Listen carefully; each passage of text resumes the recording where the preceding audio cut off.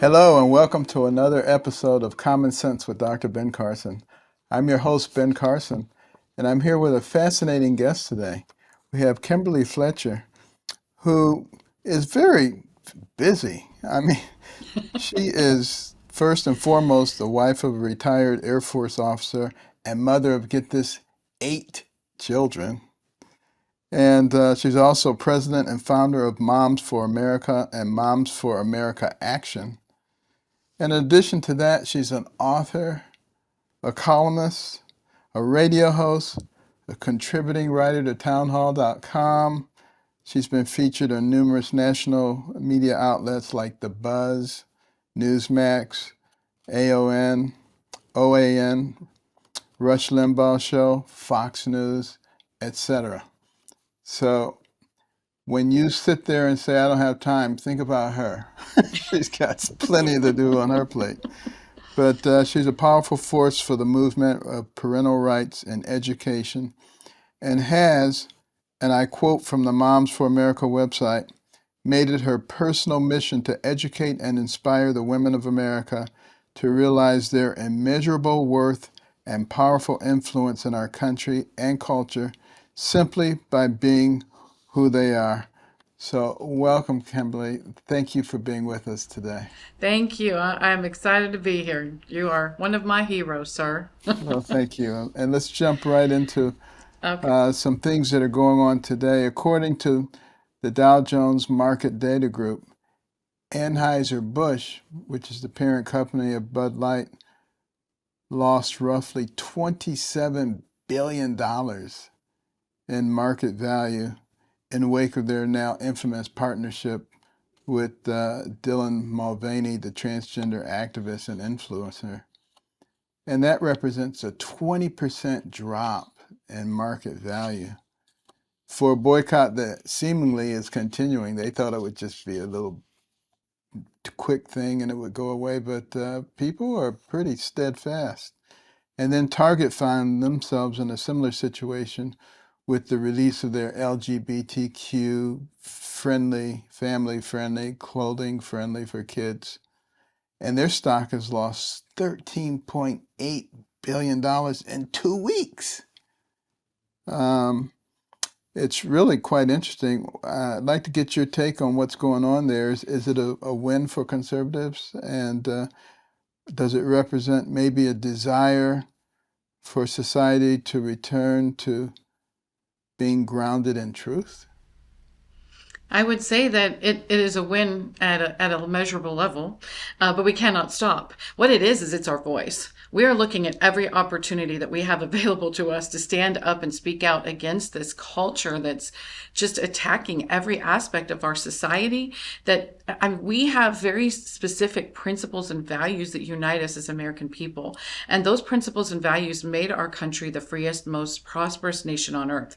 And that is what is under attack here.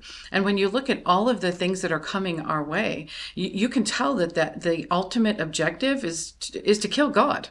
Yeah. And so that destroy the family, destroy freedom. And so this is our way of standing up against that culture and saying, no, we're not going to have that. And we're going to use the power of the purse to make sure that our voice is heard.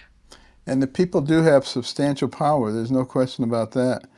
Um, you see that these companies are starting to pivot a little bit, and that's fun. But particularly the radical gender ideology and the transgenderism, we've seen people moving away from common sense and truth. I mean, who would have ever thought that it would have been controversial to refer to a biological man or a biological woman? And yet, those things are considered controversial now. And who would have thought that it would be controversial to say that a biological man shouldn't be competing in women's sports? The last I checked, uh, men and women were different. And who would have thought it was hate speech to say that a man can't have a baby? I mean, it's just unbelievable what's going on. But, men don't have uteruses, they don't have ovaries. And the last I checked, they had an X and a Y chromosome, and women had an X and an X chromosome. I mean, they're always talking about science and biology, except for when it doesn't suit their purposes, then they go completely off the deep end. Have we lost our minds? What is going on in our society? Somebody has. There's a really great story by Hans Christian Andersen, The Emperor's New Clothes. And what we tell moms is you need to read this story to your children every day so that when they go out in the world, they can say, excuse me, the emperor is naked. Instead of buying into this whole entire idea that he's got this great new set of clothes. I mean, we're grabbing onto all of these crazy ideas that make absolutely no sense whatsoever. And when you look at the world, you can see that all of the British nations that have gone in that direction before us, they travailed that path before we did, are now realizing the great detriment that it is to their society and their culture and the future of their countries. And they're pulling back on it. Exactly. We're pursuing it more. I mean, it doesn't make any sense whatsoever. If Europe is supposed to be the cool guys, according to the left, why aren't we following them and getting rid of all of this nonsense? Exactly. Well, I think in our case, they've been at it for a long time. A lot of us think that this is something of recent origin.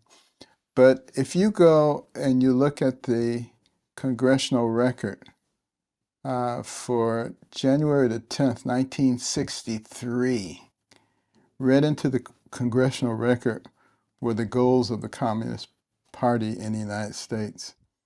They've accomplished almost all of those things in their attempt to transition us.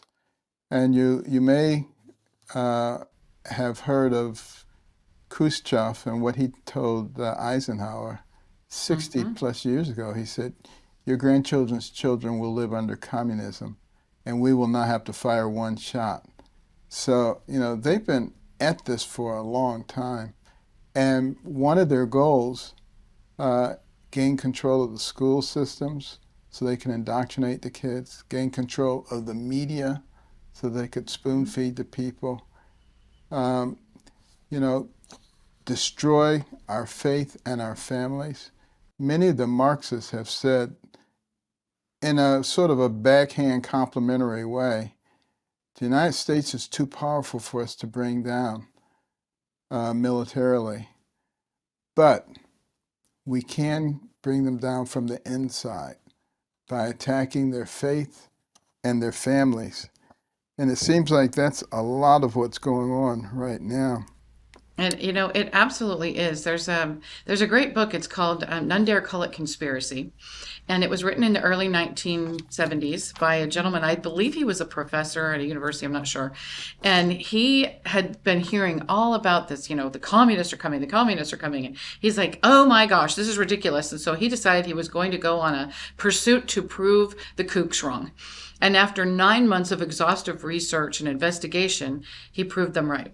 And he wrote this book. And it names names and it talks about, where all this started. I mean, it started the moment that the Constitution was signed, when some of our own founding fathers started to go off the rails.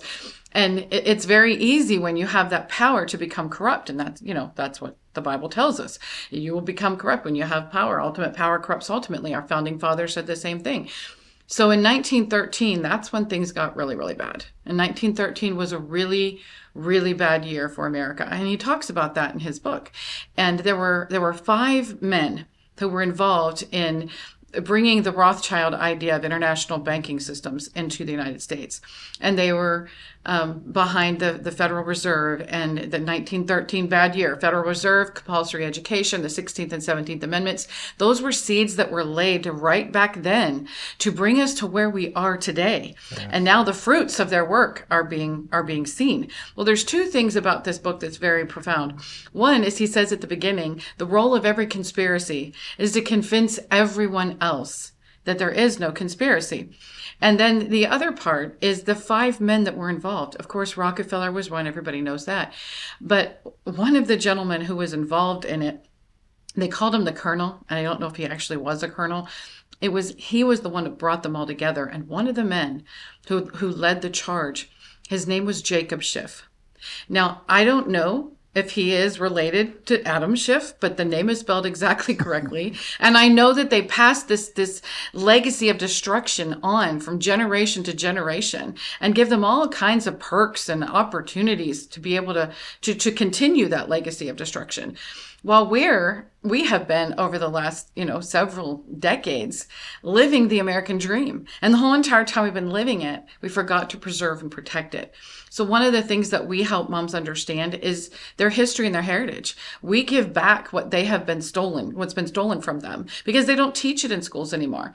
And we have our cottage meeting project, which is like Tupperware for Liberty. And moms bring their friends and neighbors into their home and they learn America's history and heritage through the cottage meeting, they learn the principles of liberty and the Constitution in a way that instantly resonates with them. And then that's what activates them to fight for something, for the American values that we have. And that's what leads them to run for office, to get involved in their communities, to start cottage meetings in their homes. It is really exciting when you understand what the real story of America is, why America is so unique, and why it's worth fighting for. And that's what we give back to these moms. Absolutely. That's so vitally important. And, one of the things that I've noticed, and I'm sure you've noticed also, is that the rule of law seems to be forgotten about by many who are in charge of our nation today. They don't punish criminals for doing bad things, and it's causing a lot of chaos. But what is really concerning is John Adams said that our system was designed for a moral and religious people and is wholly inadequate for the governance of any other.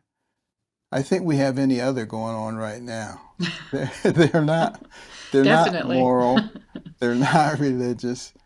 And when we have a Department of Justice that obstructs and goes after only one side and doesn't believe in equal distribution of justice, we got a real problem on our hands, because Yes, we do. right now, let's say you have a hypothetical situation where you have an executive branch that decides that it wants to go off the rail and do illegal things. And you have a Department of Justice that just says, I don't care. I'm not going to investigate it. I'm not going to do anything about it. Well, wouldn't that hypothetical administration be encouraged to do even more illegal things? Yeah. And to say, nobody's going to do anything to me. If the Department of Justice is in my back pocket, no one's doing anything. I can do anything I want. And really, I think our founders could foresee that. And that's why they gave us the kind of system that they gave us, because the only remedy for a situation like that is the people.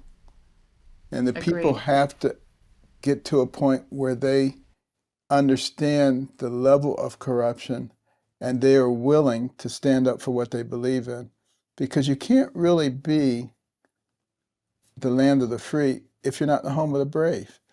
And you have to be willing to stand up and maybe take a few slings and arrows for the sake of our children, our grandchildren, and the people who are coming after us. We can't all be afraid.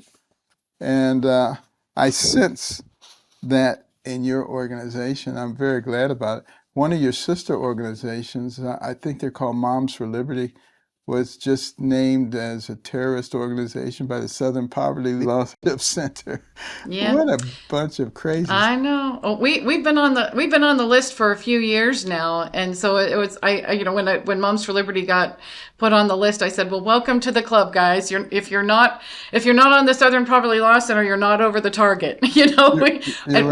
We need to continue to fight for those values. And the Southern Poverty Law Center, I mean, aside from the fact that they are the biggest hate group, they're honestly a joke. It's an absolute joke. And the fact that we give any credibility to them is insane. And you have all these now members of Congress who will now point to that and say, oh, well, we can't associate with them, or we can't, have them come and speak on behalf of a bill or whatever because they're on that list. Well, that's the whole reason why Southern Poverty Law Center exists. It's another way to take over the country, being able to list the scare tactics, and so that mainly the Democrat Party, the Marxists, those who are trying to take over the country, use it as a tool and a weapon to silence us. And I will not be silenced. I don't know how everybody else decides to identify, but I identify as a bull shark, and you're not going to take this one down. Amen.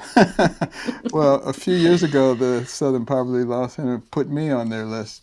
Of course they did. And they got so much grief that they publicly apologized and said they were really.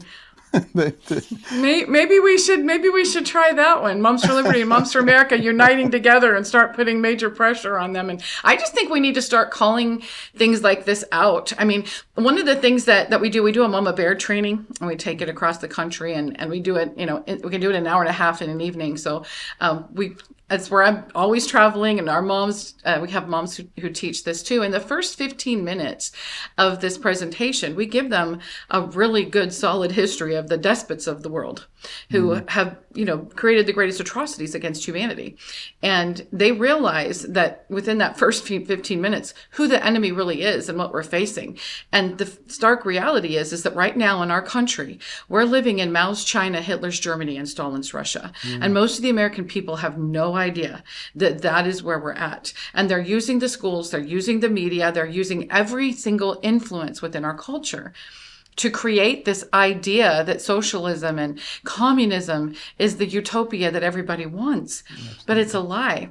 And the reason why we keep losing the culture is because we're fighting principle with policy. And we need to start fighting principle with principle, because when we do, freedom wins. And just like they have infused their principles of big government, communism, and socialism into all aspects of our society and our culture, we need to do the same for freedom. We cannot step back and let there be a void, because the devil doesn't let the void stay there. He starts moving in. And so we have to start taking ground. Don't give up any more ground, and start taking it. And that is what we're actively involved in, holding the line right now, but pushing that ball of freedom down the field as well.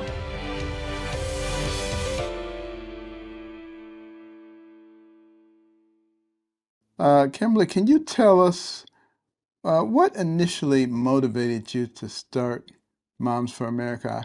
I imagine as a mother of 8 children, that may have had something to do with it. That had a big part in it. It was actually 9/11. My husband was stationed at the Pentagon on 9/11, and through a series of literal miracles, he came home safe that day. And I remember when he walked in the door, the first thing I did was drop to my knees and thank God that he came home safe. And the second thing I did is look at my children. And the question kept coming to my mind: how did we get here? How did I not know that this was a danger that was in our backyard? I had no idea. And all my whole life, I'd been patriotic. I'd pledged the flag. I stood for the national anthem. I mean, that's how we were raised in school, right? The whole entire society supported those values. And then suddenly it's like your whole world is turned upside down. And that was the day that I went from being patriotic to being a patriot. And I have been on the front lines of freedom ever since. 3 years later, in 2004, I founded Moms for America in a living room in Dayton, Ohio with 27 women who all became the first members. And very quickly it grew into a national membership. And now we have over 500,000 moms in this network across the country. And we are in every state, multiple communities. And it's just moms rising up and saying, especially 2020, that just really just accelerated this growth. Because I'll tell you, Dr. Carson, for 2 decades, I'd been trying to convince people of 2 things. 1, everything is local. And 2, you really need to pay attention to what's happening in your kid's classroom. And they just kept looking at me like a helicopter parent with a tinfoil hat. And then in 2020, when they saw it with their own eyes, they started flooding to our website and saying, okay, we believe you now. What do we do? And so now we empower them to be effective, to not just fight against something, but to fight for something, and giving them their history and their culture back. That is empowering. And our threefold mission is empower moms, promote liberty, and raise raise patriots. And we're on a destiny-shaping mission. And that's why we're rallying these moms across the country to empower them to be effective in the battles they face in their own backyards. Well, what can people do, and how can people get in contact with you? What's your contact information for Moms for America? Our website is momsforamerica.us. We are on all social media platforms. We have just recently, since Elon Musk took over Twitter, have been allowed to come back to Twitter because our account had been completely suspended. So they don't like us talking or asking questions. But we now have a voice, a platform. We also have our own app. But if you come to momsforamerica.us, you'll get all the information and can join this network and be a powerful force for good. Amen. Well, let's switch focus a little bit here to education. Imagine being a youngster today in today's world. First of all, being shut out from school for a couple of years, being forced to wear masks, for a couple of years, being told not to go near your grandmother because you may kill her even though you feel okay.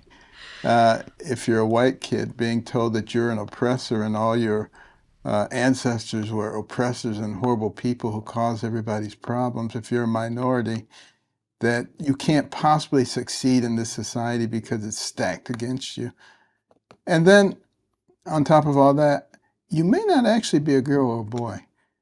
Is it any surprise that we have so many psychiatric problems showing up amongst our young people these days? It's a mental health crisis. And then you couple that with the very low test scores, and we're going in the wrong direction. We were already behind most of the industrialized nations. Now we're falling far behind them educationally. And has that been a major concern for Moms for America, what's happening to our kids in terms of their education? Because, education is really the key to being able to realize the American dream. It's there for you if you will take advantage of it. Absolutely. I ran for school board in 2003 in Fredericksburg, Virginia, which was a bedroom community of Washington, D.C.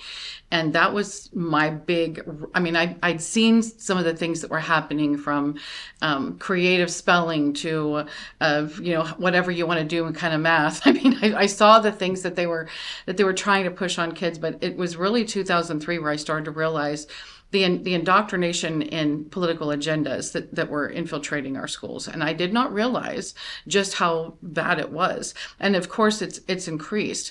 But it's gotten to the point now where the whole entire curriculum is wrapped around pushing sex down our kids' throats and teaching them to hate their country, hate their neighbor, hate themselves, and completely be disenfranchised from their parents. And they are actively working to put the government in control of the children by telling the children, we'll protect you from your parents. Right. And don't tell your parents. When I was growing up, my mom always told me, when somebody tells you don't tell your mom, that's the first thing you come and do. And so now they're saying, don't tell your parents.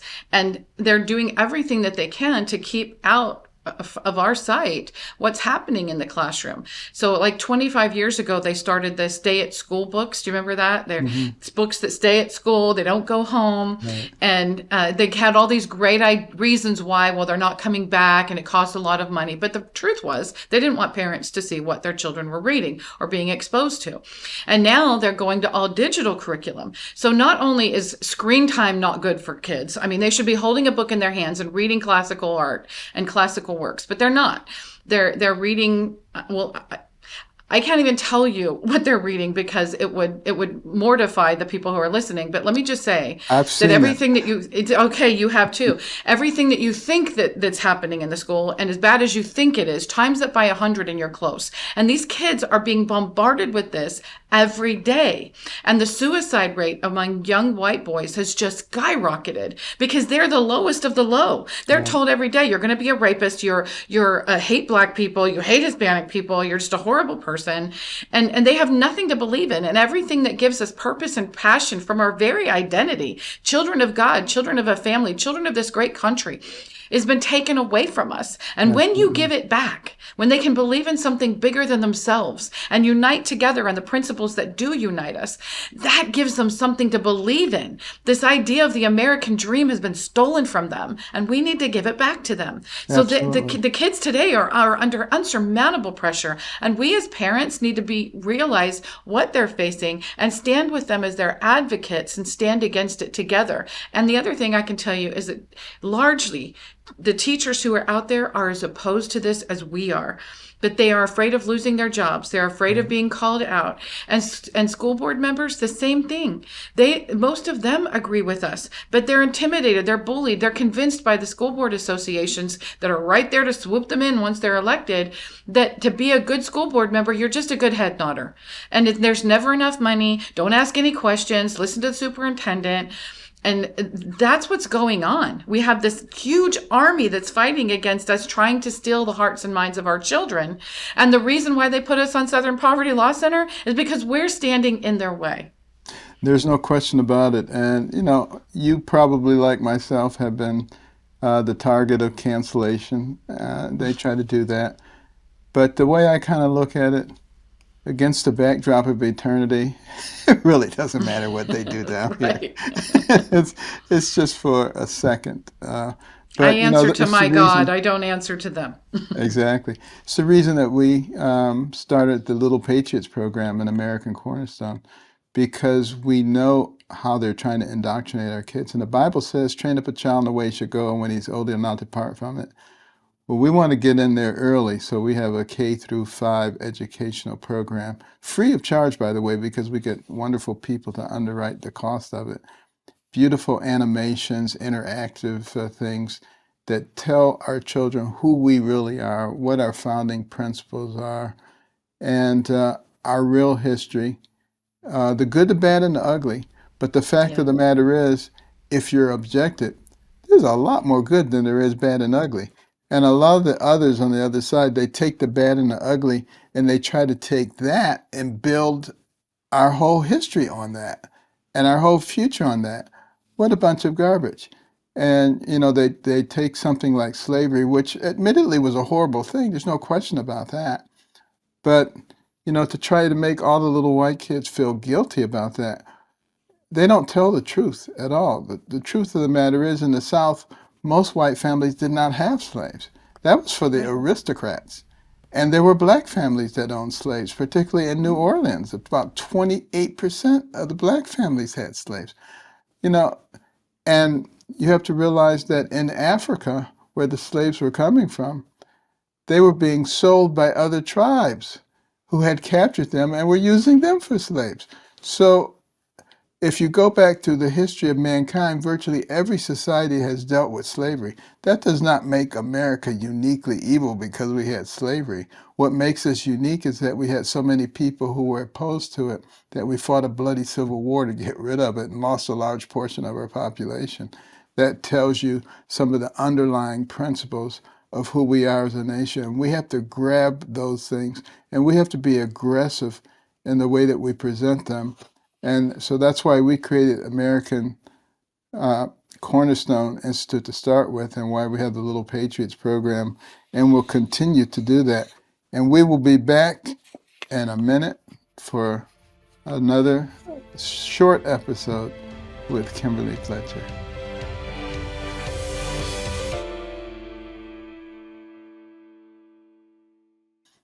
We don't have to despair. We have power. We the people. It will not be the government. It will be the people who will save our country. And you have to be a part of that.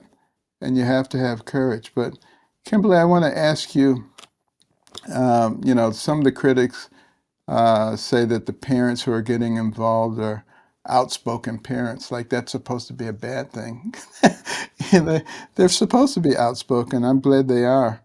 But they're saying that we're trying to ban speech and ban books and have a whitewash history, stifle freedom. What do you say about that and this whole book banning argument?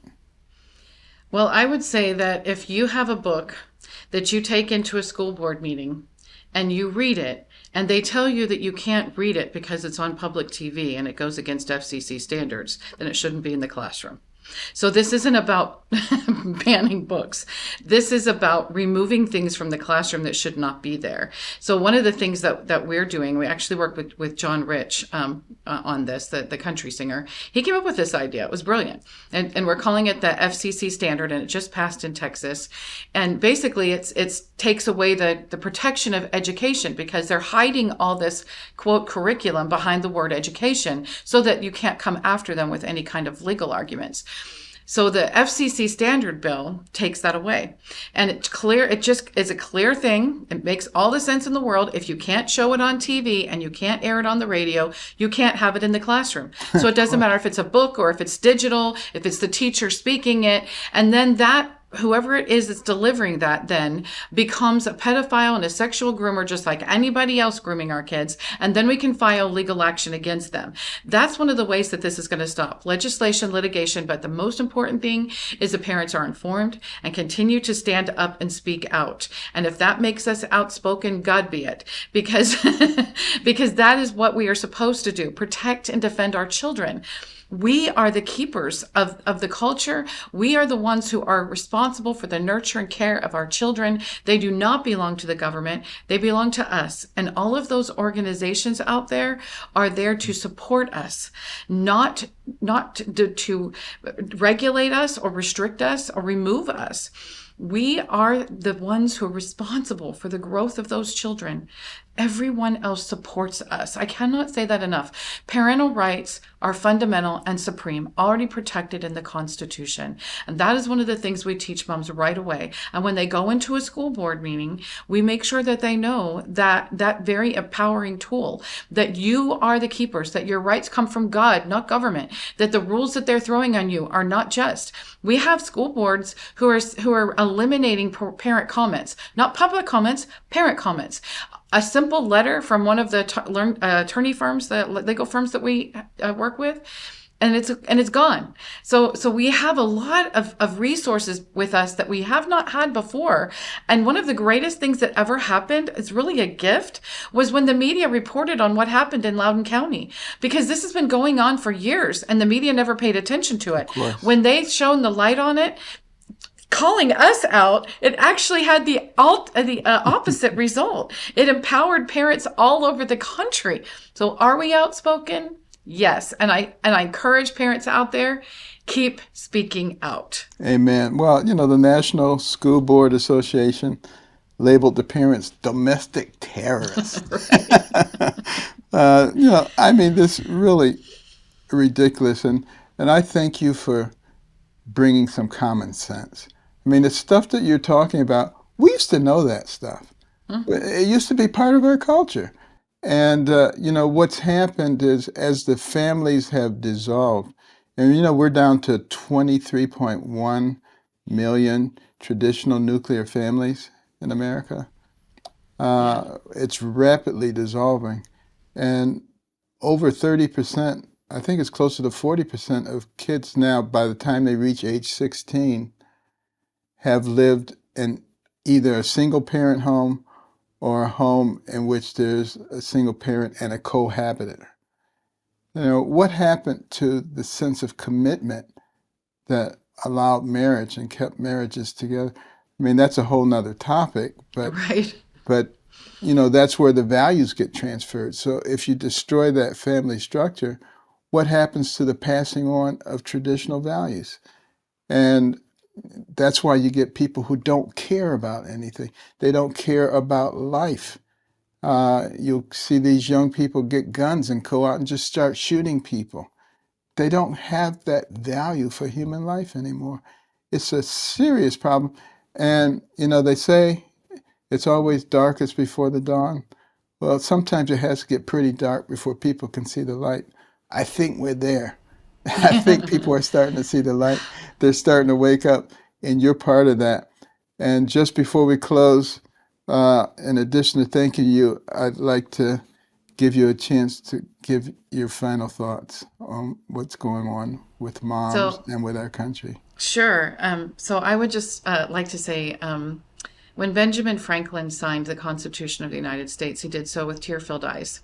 There was a marker above the General Washington's seat that looked like it was a sun, and he couldn't tell. He said as he went to sign the Constitution, he said, "I couldn't tell if it was a rising sun or a setting one." And as he signed the Constitution, he said, "I know now, sir, it is a rising sun." Amen. So I agree with you. It is darkest before the dawn. We can be the light.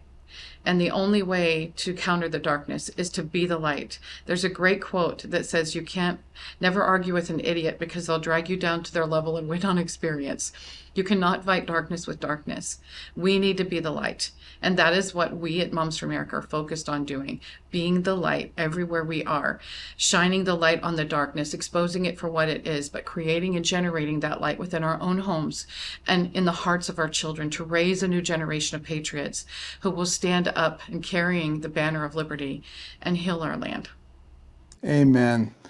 Well, I can't thank you enough for being part of the regimen that will get our country back. We will get our country back. This is Yes, we will. America. We've been through some pretty horrible things. This is as bad as anything, quite frankly. I think we're on the verge of turning into something else if we don't rise to the occasion. But it's organizations like Moms for America that will make the difference. And I want to thank you from the bottom of my heart for the sake of America.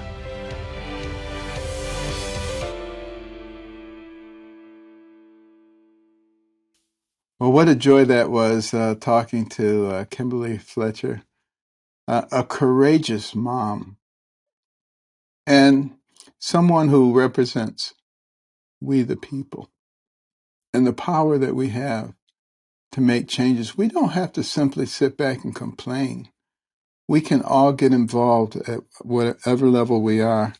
And if you're a concerned parent, your assignment for this week, check out both www.littlepatriotslearning.com and www.momsforamerica.us.